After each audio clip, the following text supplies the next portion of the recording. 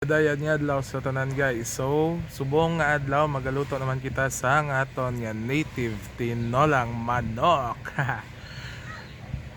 Magisa na kita sa nga aton guys nga luya.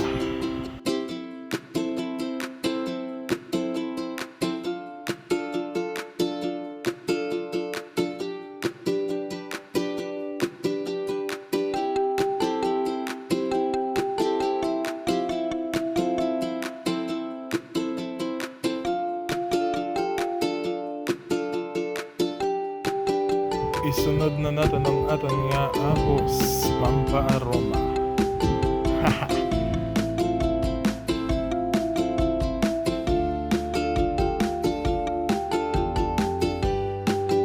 Kag ang aton nga bombay. Kag aton siya nga logayon. Kag ibutang na natin ang aton nga unod sang native nga manok. Amo pa lang na guys, no? Mahamot na gid siya.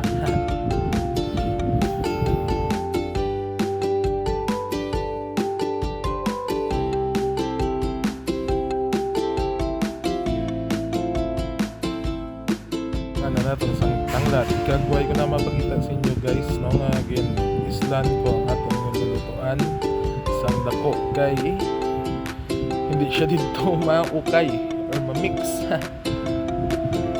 Butangan na natin siya sang sabaw. Magsakto lang yung sabaw para may sabaw din siya sang manok. Masaburan din naman ng kita. Kagibutang na natin ang aton nga Knorr chicken cube. Pampanamit.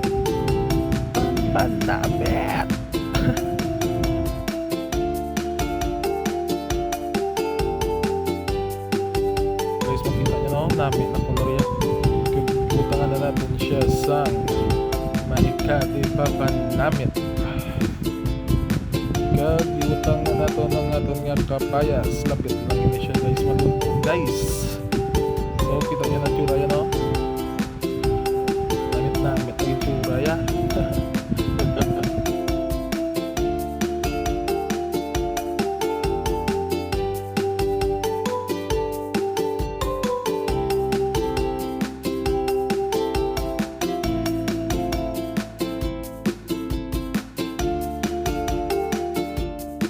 Kagibutang na natin ang atay kag tugo.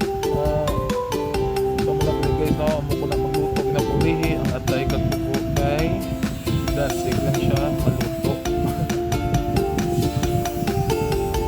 Kag after sang tugo kag atay, butang na natin ang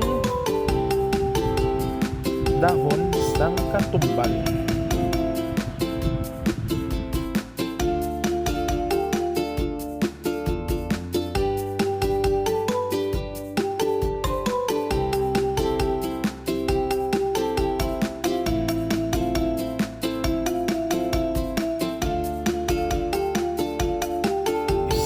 Kag isa ka bilog nga tuktok buwak.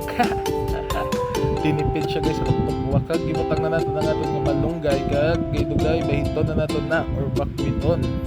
So ara na siya guys, ara na ang aton finished product. So guys, no, manamit-namit gid siya guys, timing gid sa tagululan nga tiyempo. And then amo na ni siya kaon ta.